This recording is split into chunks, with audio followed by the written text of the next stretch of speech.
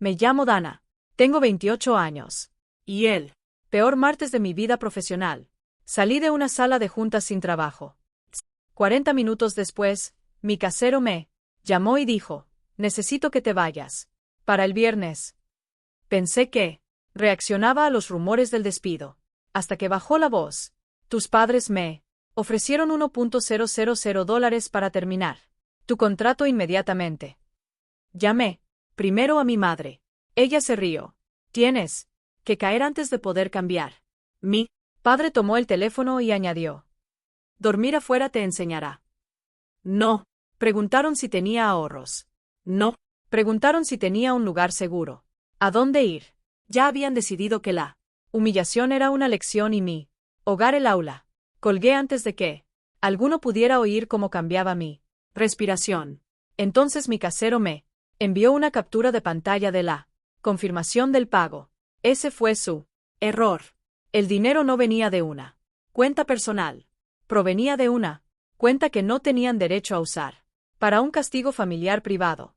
Miré el nombre de la empresa en la transferencia, abrí mis contactos y llamé a la única persona que mis padres pasaron años alejando de cada decisión importante. Expliqué lo que pasó en menos de 30 segundos. La respuesta fue tranquila. Envíame todo. No les avises. 1 minuto después, mi madre llamó 6 veces. 3 minutos. Después, mi padre finalmente logró entrar y gritó, ¿qué hiciste? Miré el mensaje de desalojo en mi pantalla y dije, lo mismo que me enseñaste a hacer. Me protegí a mí misma. Ellos todavía no tenían idea de cuánto les iba a costar esa única llamada. Antes de decirte quién, respondió y porque mis padres entraron en pánico tan rápido. Dime, ¿qué hora es donde estás? ¿Desde dónde miras y cómo está el clima allí? Coincide con tu estado de ánimo de hoy. Tengo curiosidad por ver qué tan lejos viaja esta historia. El nombre de mi casero era Gary.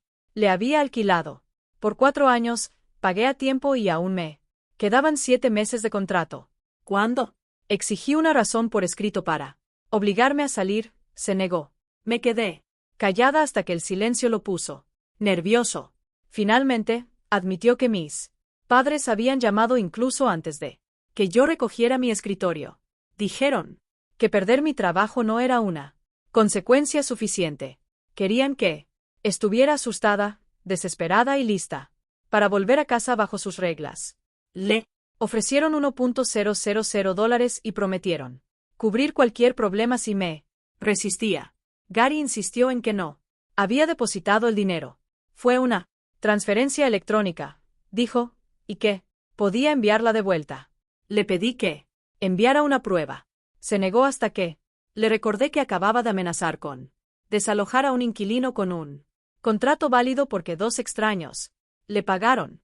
Un pantallazo llegó 30 segundos después. La descripción de la transferencia decía, retenedor de consultoría. El remitente era HAL, Family Property Group. Mis padres, David y Susan, administraban esa empresa. Era dueña de casas de alquiler en todo el condado y se publicitaba como un negocio ético y familiar. Mi padre daba charlas sobre la responsabilidad personal. Mi madre publicaba boletines sobre comunidades estables. Sin embargo, habían usado dinero de la empresa para comprar el control de mi hogar privado, disfrazando el pago como trabajo de consultoría. Lo que parecían olvidar era que la empresa no les pertenecía por completo.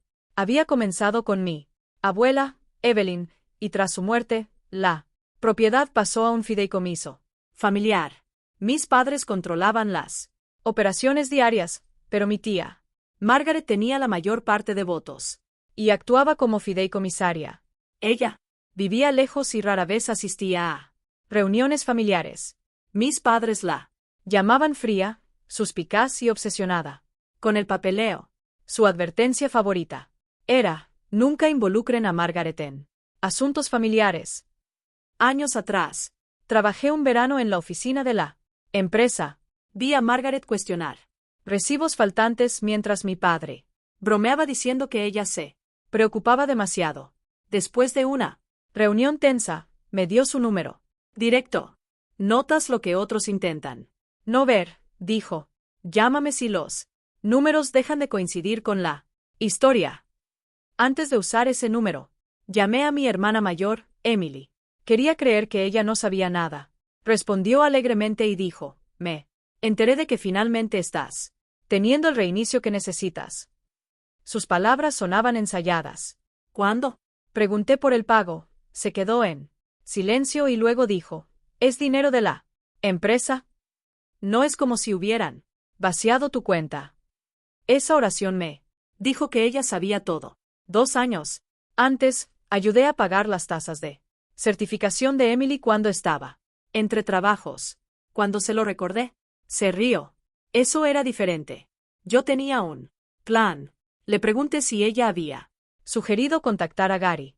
Me acusó de ser dramático y dijo que un poco de miedo podría hacerme más ambicioso. Terminé la llamada y me senté al borde de mi cama mirando el pantallazo. No era la primera vez que mis padres llamaban amor duro a la crueldad. A los 13, tras un mal examen, mi padre quitó la puerta de mi habitación porque la privacidad era, supuestamente, un privilegio. Cuando cambié mi carrera universitaria, mi madre llamó a mis parientes y me describió como inestable. Cuando Emily necesitó ayuda, fue apoyo familiar. Cuando yo necesité ayuda, fue debilidad. Pero, esta vez, habían dejado un rastro.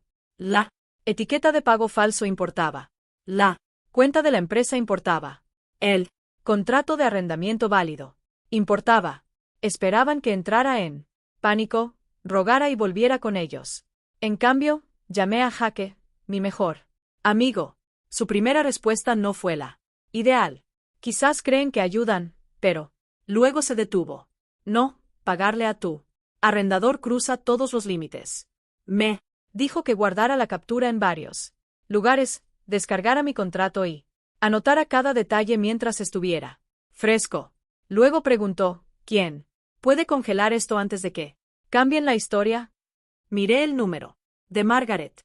Por años, mis padres controlaron cada conflicto, manteniéndolo en la familia donde ellos decidían que era verdad. Presioné llamar y esperé. Margaret respondió al segundo tono. Dana, dijo ella. Esto es inesperado. Le dije que había perdido mi trabajo, pero no. Hice pausa para recibir compasión. Describí la demanda de Gary, la oferta de mis padres y la transferencia de Hall Family Property Group. Reenvié la captura mientras hablaba. Guardó silencio el tiempo suficiente para que escuchara mi propio pulso. ¿Tienes el contrato y sus mensajes? Preguntó. Sí. La Junta aprobó un contrato de consultoría con este arrendador. No, él no es consultor. Reenvía.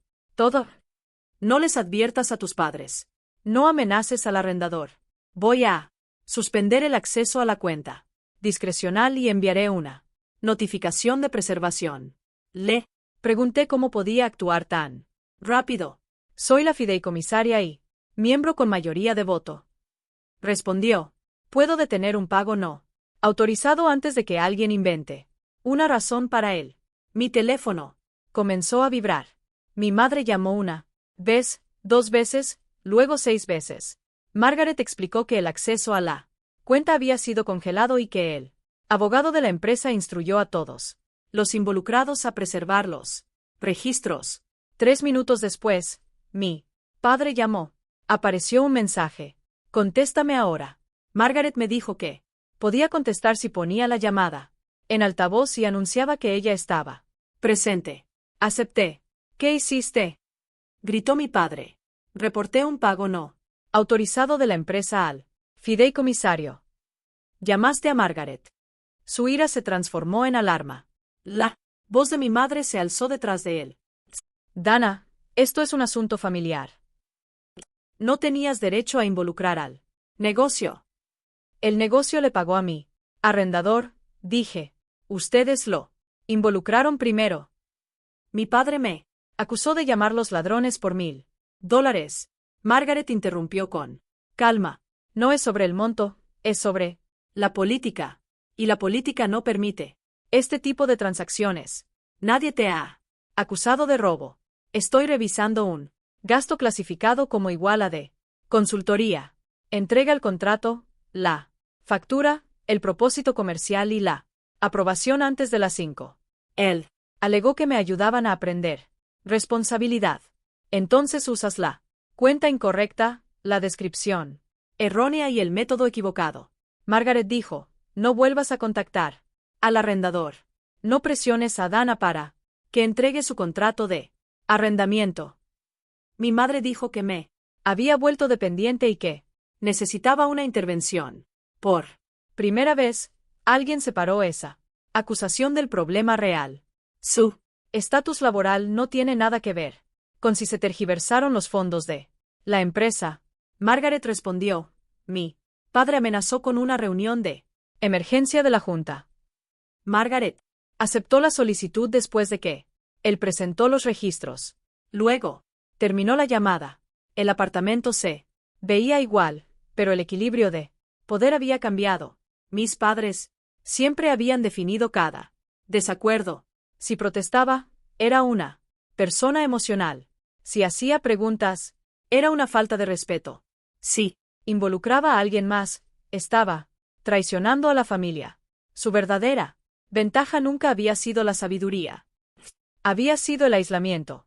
Jaque llegó con comestibles, cargadores y una libreta legal. En lugar de decirme qué hacer, me preguntó qué necesitaba. Creamos una cronología. Me habían despedido a las 9:12. Llamé a mis padres a las 9:47. Gary me contactó a las 10:18. Eso significaba que mis padres lo habían contactado casi de inmediato. No habían pasado horas preocupados. Habían pasado directamente de recibir malas noticias a ejecutar un castigo. Esa tarde, una abogada de inquilinos llamada Rachel Moreno me llamó. Me explicó que un arrendador generalmente no puede cancelar un contrato a término fijo, sin fundamentos legales o contractuales. Aceptar dinero de terceros para expulsar a un inquilino legal podría generar una responsabilidad grave.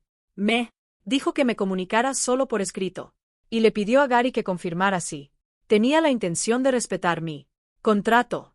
En una hora, Gary envió un correo electrónico diciendo que su demanda anterior había sido prematura, y que no procedería a ningún desalojo. No fue una disculpa. Fue miedo, disfrazado de lenguaje profesional. Rachel me advirtió que detener el desalojo era solo la primera batalla. Mis padres podrían llamar a la transferencia un malentendido. Gary podría minimizar su papel. Emily podría negar saber algo al respecto. La evidencia importaba más que la ira. Entonces Margaret solicitó una auditoría independiente. Ya había descubierto que la iguala de consultoría no tenía contrato, ni factura, ni aprobación de la Junta. Al buscar registros anteriores, vio viajes personales descritos como visitas de sitio, cenas familiares etiquetadas como atención a inquilinos y gastos relacionados con Emily ocultos en cuentas de marketing. Recordé haber visto entradas similares durante mi verano en la oficina. Mi padre me había dicho que la contabilidad era demasiado complicada para que yo la entendiera. Esa misma noche, Margaret envió una sola frase. Los números no coinciden con la historia desde hace mucho tiempo. Mis padres habían intentado comprar mi desalojo por $1,000. Antes del atardecer, ese pago había desencadenado una revisión de años de gastos de la empresa. A la mañana siguiente, mis padres comenzaron a reescribir la historia.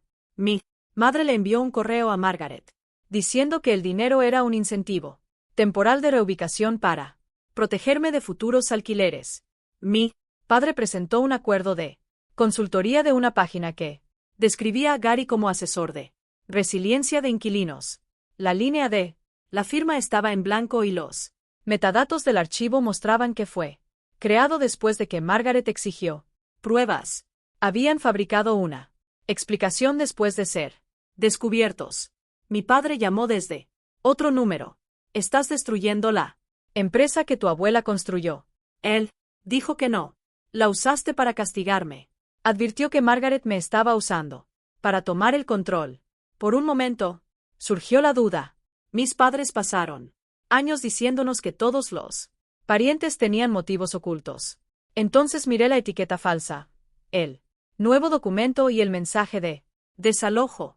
Los hechos no pierden veracidad porque exponerlos pueda cambiar el poder. Terminó diciendo. No durarás ni un mes sin nosotros. Esa frase se quedó conmigo porque parte de ella podría volverse realidad. Tenía ahorros limitados, 2 semanas de indemnización y ningún empleo.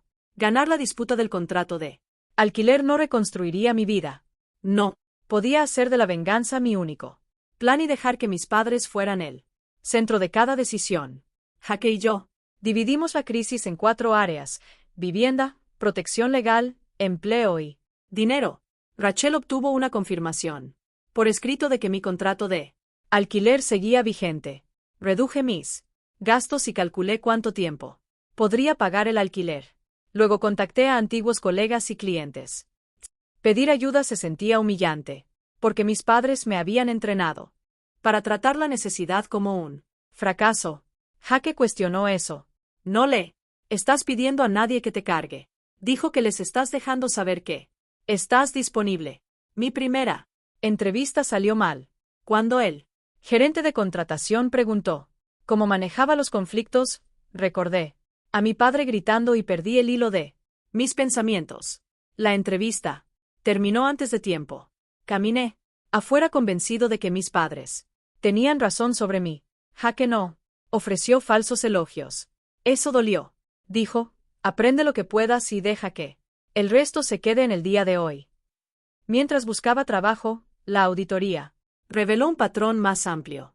Durante varios años, mis padres habían usado fondos de la empresa para viajes personales, mejoras del hogar, membresías profesionales de Emily y eventos familiares. Algunos gastos podrían haber tenido elementos comerciales, pero faltaban aprobaciones, y las descripciones eran vagas. El dinero también se había movido de las reservas de mantenimiento a cuentas discrecionales sin la debida autorización. Emily llamó después de que su tarjeta de crédito de la empresa dejara de funcionar. Yo no sabía que tenía una. Ella me acusó de arruinar la renovación de su certificación. Le pregunté si era empleada. Aseguró que ayudaba con la imagen de marca, pero el auditor no halló contrato, nómina ni proyecto documentado. Entonces ella reveló el plan. Mis padres no lo habían admitido. Iban a dejarte quedarte en la casa del lago una vez que te disculparas. La casa del lago pertenecía a la empresa. Mis padres pretendían echarme de mi apartamento legal, hacerme creer que no tenía dónde ir y ofrecerme alojamiento controlado si aceptaba sus reglas. Querían crear la emergencia y presentarse como los salvadores. Gracias, dije. ¿Por qué? Por explicarme el plan. Documenté sus palabras. Rachel también exigió los mensajes de Gary con mi familia. Al verse expuesto, él los entregó. Mi madre había escrito. Ella entrará en pánico, pero no cedas. Mi padre escribió. Una vez que no tenga otro lugar, volverá a casa y escuchará. Emily reaccionó con un pulgar arriba y preguntó si la casa del lago debía seguir no disponible hasta que yo me disculpara. Durante años, me pregunté si su versión del amor era simplemente difícil de entender para mí. Los mensajes hicieron que la respuesta fuera más clara. Podían sentir amor, pero usaban el miedo y el acceso para hacerlo condicional. Un sentimiento no justifica un método. Margaret preguntó si quería que todos los mensajes se enviaran a la junta. Mi primer instinto fue exponerlo todo. Rachel preguntó qué quería más: protección, rendición de cuentas o humillación. Admití que quería las 3 cosas. La humillación es la menos controlable. Dijo que la protección y la rendición de cuentas pueden documentarse. Solo presenté la evidencia relevante para el pago de la empresa y mi contrato de alquiler. No lo publiqué en internet ni se lo envié a la familia. Esa moderación sería importante más adelante. La reunión de emergencia de la junta se programó para el viernes. La noche anterior, mi madre dejó un mensaje de voz suave diciendo que las familias cometían errores En la última frase, me pidió que le dijera a Margaret que el pago había sido idea mía. Guardé la grabación en 3 lugares. Me uní a la reunión de la junta por video, desde el apartamento de Jaque. En la pantalla estaban Margaret, 2 directores independientes, el abogado de la empresa, el auditor, mis padres y Emily. Mi padre tenía la expresión que usaba cuando quería que la confianza sustituyera a la prueba. Mi madre sostenía una carpeta etiquetada como resolución familiar. Margaret declaró el propósito claramente. Gastos no autorizados, una descripción de gastos falsa y la interferencia con el contrato de alquiler de un inquilino. No se refirió a mí como su hija, sino como la inquilina afectada.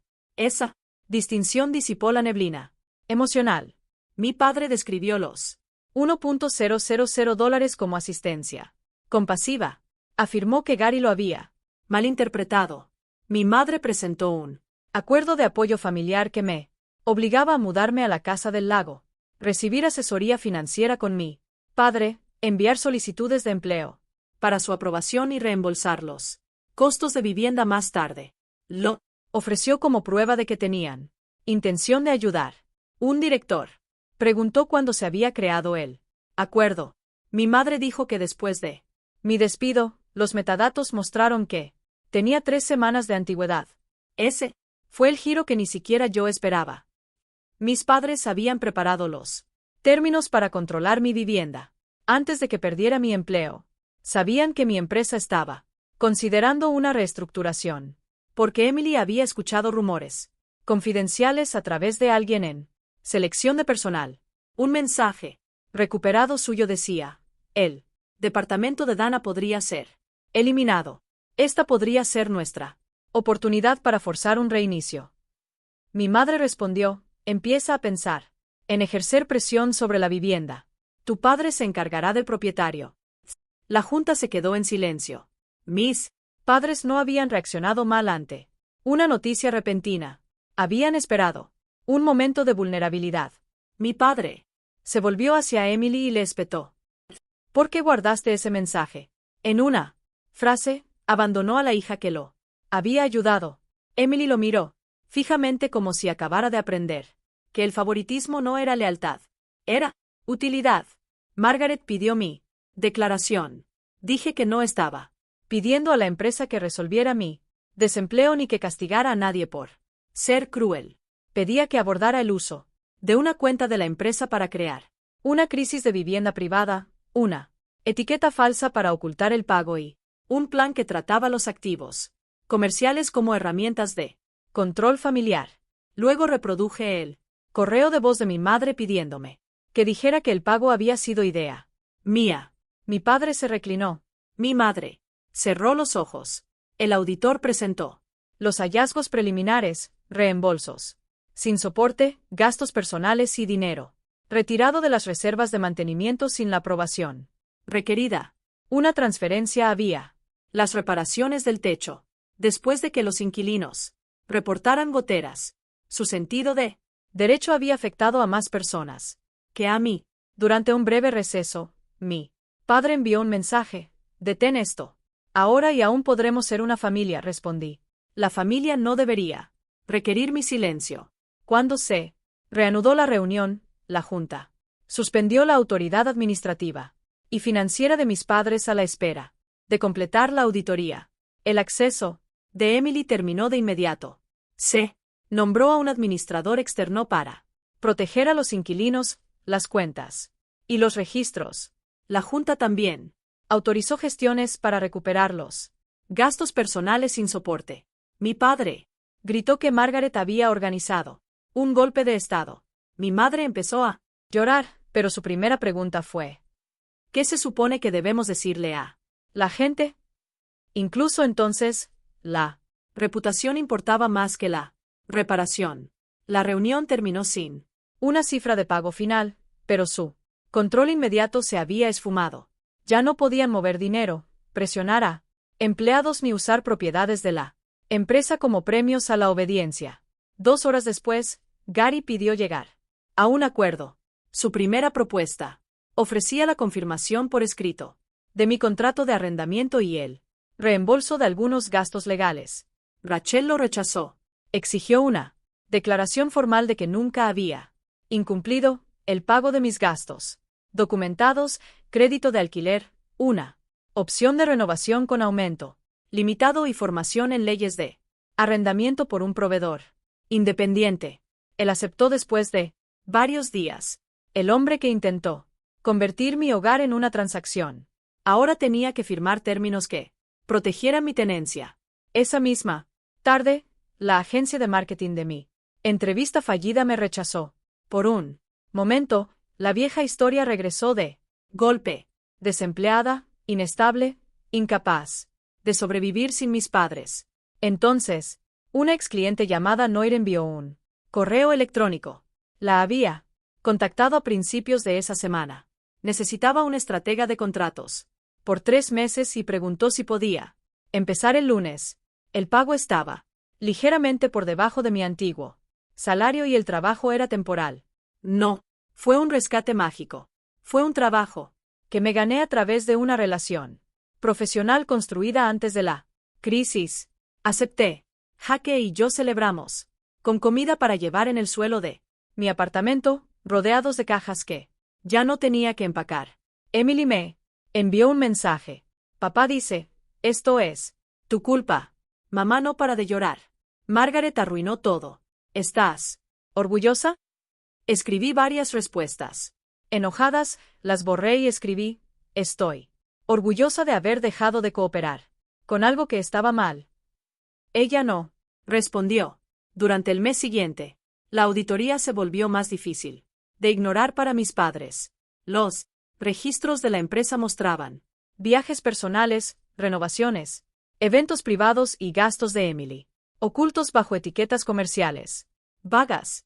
Los abogados de la Junta empezaron a calcular el reembolso. Las invitaciones del sector fueron retiradas porque mis padres ya no representaban a la empresa. La imagen que habían protegido con tanta fiereza comenzó a colapsar bajo los registros que ellos mismos habían creado. Mi madre llamó desde un número desconocido y dijo, te llevaste mi reputación. La construiste sobre una historia que no era cierta. Respondí, nunca hubiéramos dejado que se quedaran sin hogar. Necesitabas que yo creyera que lo haríamos. Ella no tuvo respuesta. Ese silencio me dio la definición más clara de su plan. Ellos querían miedo, no fracaso. Tenían la intención de retener el rescate hasta que yo me rindiera. La auditoría completa llegó 6 semanas después. Identificó más de 200,000 pesos en gastos personales sin respaldo, aprobados de manera indebida a lo largo de 8 años. No todos los artículos eran recuperables y algunos podrían reclasificarse si aparecieran registros válidos, pero el patrón era innegable. La Junta destituyó permanentemente a mis padres de la gestión, canceló los salarios y beneficios vinculados a sus puestos y exigió un reembolso sustancial. Mantuvieron su propiedad minoritaria, pero perdieron las cuentas de gastos, vehículos y la autoridad que respaldaba su imagen pública. Un administrador externo restauró el dinero a las reservas de mantenimiento y abrió un proceso de quejas para los inquilinos. Los problemas que mi padre había ignorado fueron finalmente atendidos. La empresa comenzó a comportarse como el negocio ético que mis padres habían anunciado. Rachel propuso una resolución por separado. Para mi caso, mis padres reembolsarían los costos no cubiertos por Gary, firmarían un acuerdo de no interferencia, dejarían de contactar a mis empleadores y arrendadores, y reconocerían que yo nunca solicité el pago. A cambio, yo no perseguiría más reclamos civiles a menos que ellos violaran el acuerdo. Mi padre se negó, porque firmarlo haría parecer culpable. Entonces, la demanda de reembolso de la Junta ejerció presión sobre sus finanzas. Para cubrir una parte, vendieron la Casa del Lago, la misma propiedad que planeaban ofrecerme. Solo después de que yo me disculpara, el símbolo de su control se convirtió en parte del dinero utilizado para reparar el daño. Firmaron 2 días antes de que Rachel planeara presentar la demanda. El acuerdo les prohibía interferir con mi vivienda o trabajo, realizar transacciones en mi nombre o afirmar públicamente que yo había solicitado el desalojo. También contenía un reconocimiento escrito de que ellos habían iniciado el pago para presionarme a dejar mi departamento. No, fue una disculpa, pero fue la verdad, que ya no podían reescribir. Emily también enfrentó consecuencias. Su firma de reclutamiento revisó cómo obtuvo y compartió el rumor de la reestructuración. Fue puesta bajo licencia y más tarde renunció. Me llamó furiosa. Destruiste mi carrera, dijo. Pasaste información confidencial para que pudieran planear cómo acorralarme. No pensé que probablemente lo harían. Reaccionaste al plan con un pulgar arriba. Se quedó callada, luego admitió. Siempre decían que pensabas que eras mejor que nosotros. Quería que vieran que yo era leal. Por primera vez, entendí su papel sin justificarlo. Mis padres la premiaron cuando servía a su narrativa, y la culparon en el momento en que sus mensajes se convirtieron en evidencia. El favoritismo la hizo sentir segura, pero solo mientras fue útil. Espero que aprendas quién eres cuando la lealtad no es obediencia, dije. No puedo hacer ese trabajo por ti. La bloqueé durante 30 días. Mi padre envió cartas sobre sacrificio y gratitud. Nadie incluyó las palabras. Me equivoqué. Él le dijo a mis parientes que yo había manipulado a Margaret para controlar la empresa. Ese rumor fracasó cuando Margaret emitió una declaración formal de que yo no recibiría propiedad, pago ni empleo. Tras la auditoría, yo no había pedido nada de eso. Mi padre no podía imaginar una acción sin beneficio personal, así que inventó uno. El último mensaje de mi madre antes de que el acuerdo entrara en vigor decía: hicimos lo que creímos mejor. Respondí: creer que algo es lo mejor no elimina la responsabilidad de sus consecuencias. Luego dejé de responder. Mi trabajo por contrato era exigente. Durante el primer mes, el estrés me hizo perder un plazo menor. Esperaba humillación, pero mi gerente me pidió un plan de recuperación. Se lo entregué. Corregí el problema y seguí adelante. Esa experiencia me enseñó más sobre la responsabilidad que los discursos de mi padre. La rendición de cuentas real requería verdad, reparación y cambio de conducta, no desastres fabricados. Al final de 3 meses, Nor me ofreció un puesto permanente liderando la estrategia del cliente. El salario igualaba a mi antiguo empleo y los términos eran mejores. Negocié antes de aceptar. Ese detalle importaba. No estaba tomando el primer salvavidas ofrecido por miedo. Estaba evaluando, preguntando y eligiendo. La noche que firmé, me detuve junto a la puerta de mi apartamento. Meses antes, mis padres lo habían tratado como una palanca que podían mover. Ahora, era simplemente mío para abrir o cerrar. Aún no me sentía triunfante todos los días. Algunas mañanas, extrañaba a la familia que creía tener. Algunas noches reproducía las llamadas y me preguntaba si podría haber manejado las cosas en privado. Luego recordé que la privacidad era exactamente lo que los había protegido a ellos. Contaban más con mi vergüenza que con la cooperación de Gary. Su castigo no me había hecho más fuerte. Detenerlo. Sí lo hizo. Parte 7. El hogar que elegí. 6 meses después del despido, Margaret me invitó a la reunión anual de la empresa. Decliné la aparición formal, pero nos reunimos para tomar un café después. Me dijo que las reparaciones estaban en marcha, los controles financieros se habían reescrito y los inquilinos podían informar problemas sin pasar por mis padres. La empresa había recuperado suficiente dinero para restaurar sus reservas. Mis padres seguían siendo dueños sobre el papel, pero no tenían autoridad operativa. Su plan de pago continuaría durante años. ¿Te arrepientes de haberme llamado?, preguntó Margaret. Consideré el costo. Mi relación con mis padres se había convertido en un límite legal. Emily y yo apenas habíamos hablado. Los parientes lejanos habían tomado partido. No existía versión de Justicia que restaurara a la familia, que creía que existía. No, dije que. Lamento que haya sido necesario llamarte. Ella asintió. Así es como suele sentirse la responsabilidad. Le pregunté por qué me había dado su número años atrás. Ella dijo, mi abuela advirtió una vez que los negocios familiares fracasan cuando los parientes confunden acceso con propiedad y afecto con permiso. Margaret había sospechado de esos límites borrosos durante años, pero las explicaciones siempre llegaban antes que las pruebas. El pago a Gary fue diferente. Una etiqueta falsa, un propósito privado, un testigo cooperativo y una víctima directa, dispuesta a hablar. No los arruinaste, dijo ella. Los interrumpiste. Mis padres no se quedaron sin hogar ni desaparecieron. Sus consecuencias fueron graves, no teatrales. Se mudaron de su gran casa a una casa adosada más pequeña. Mi padre aceptó trabajos de consultoría que requerían facturas reales y aprobación externa. Mi madre dejó de hablar en eventos de la industria.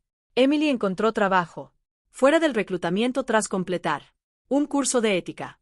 Sus vidas continuaron, pero sin la autoridad de imagen que antes los protegían de las preguntas. 3 meses después de firmar el acuerdo, mi madre envió un correo electrónico para reunirse. Siguió las reglas y no me presionó, así que acepté 30 minutos en una cafetería pública. Al principio, habló de la vergüenza, la auditoría y la casa. Esperé. Finalmente, dijo, que me equivoqué al llamar a Gary. Fue la primera aceptación directa de responsabilidad que escuché de ella. Admitió que el acuerdo de apoyo familiar se preparó antes de mí. Despido. Admitió que planearon hacerme creer que no tenía a dónde ir para luego ofrecerme la casa del lago solo si aceptaba sus condiciones. ¿Por qué? Pregunté. Porque estabas tomando decisiones sin nosotros, dijo. Tu padre pensó que te estabas alejando demasiado. Ahí estaba. No temía en mí fracaso, temía mi independencia. Le dije que no estaba listo para una relación normal y que quizás nunca lo estuviera. Una disculpa sin un cambio constante no reabriría mi vida. Ella lloró, pero no discutió. Cuando terminó nuestro tiempo, pidió permiso para enviarme otro correo en un mes. Dije que sí. Mi padre tomó un camino diferente. Me envió por correo una copia del acuerdo firmado con una nota. Ganaste. Se la devolví con la mía. Esto nunca fue una competencia. Solo quería que pararas. No volvió a contactarme. Algunas personas esperaban que publicara cada mensaje, tomara el control de la empresa o celebrara cada pérdida. No hice nada de eso. Conservé mi apartamento, recuperé mis costos, aseguré mi trabajo, protegí mi nombre y obligué a quienes usaron el dinero como arma a devolver lo que malversaron. Su autoridad terminó. Sus acciones se convirtieron en registros que no pudieron reescribir. Eso fue suficiente. En el primer aniversario de mi despido, renové mi contrato de alquiler. Leí cada cláusula, le hice una pregunta a Rachel y firmé. Luego, colgué las llaves en el gancho de bronce junto a mi puerta. Un año antes, pensé que perder mi trabajo significaba perder la prueba de que era capaz. Mis padres intentaron convertir ese miedo en obediencia. Su plan me mostró dónde se había escondido realmente mi poder, en documentos, límites, testigos y la disposición a buscar ayuda antes de que el pánico se convirtiera en rendición. Jaque siguió siendo mi amigo, no mi salvador. No, estuvimos de acuerdo. Él me decía cuando me consumía la auditoría y yo le decía cuando su consejo sonaba demasiado simple. Él no reemplazó a mi familia. Me ayudó a reconocer relaciones donde el apoyo no requería sumisión. Más tarde, Nor me ascendió para entrenar a estrategas más jóvenes. La lección que más repetí era simple. Los errores son información, no identidad. Las personas crecen a través de la verdad, herramientas y espacio para reparar. No, cuando alguien fabrica una crisis y lo llama amor. Emily finalmente envió un correo electrónico. Te ayudé a acorralarte porque serles útil me hacía sentir segura. Lo siento. Esperé 2 semanas antes de responder. Le agradecí por ser honesta y acepté. Correos electrónicos ocasionales. Nada más. No fue una reconciliación. Fue una ventana abierta en una casa cuyas puertas permanecían cerradas.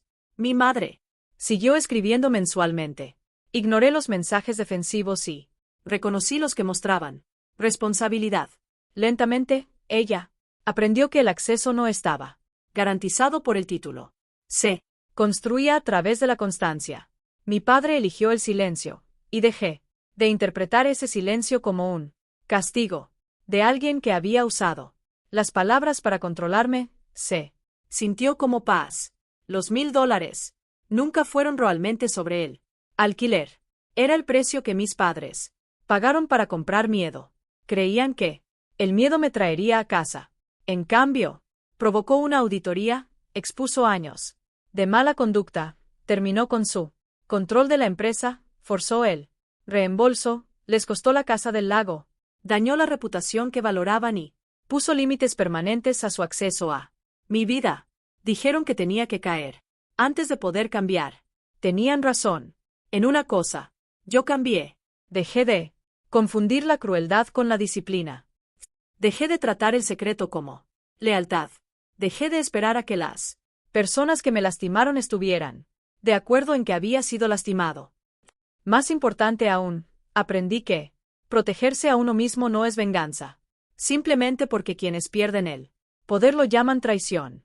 La mañana que perdí mi empleo, pensé que mi vida se había reducido a una llamada terrible. Al mediodía, hice otra. Esa llamada no me salvó por arte de magia. Le dio a la verdad un lugar a donde ir. Todo lo posterior, organizar pruebas, enfrentar a la junta, reconstruir mis ingresos y establecer límites, fue trabajo que aún tuve que hacer. Así que cuando mi padre gritó, ¿qué fue lo que hiciste? La verdadera respuesta no fue solo que llamé a Margaret, fue que dejé de pedir permiso para defender mi propia vida. Y una vez que hice eso, su lección de $1000 se convirtió en el error más costoso que jamás hayan cometido. Gracias por ver la historia hasta el final. Este video es completamente ficticio y fue creado solo para entretenimiento, educación y reflexión dramática. Esperamos que te recuerde que, a veces, la lección más difícil es aprender que el amor, la familia o la lealtad nunca deberían obligarte a borrar tu propio dolor. Cuando las personas realmente te valoran, no te pedirán que guardes silencio solo para que ellos puedan estar cómodos.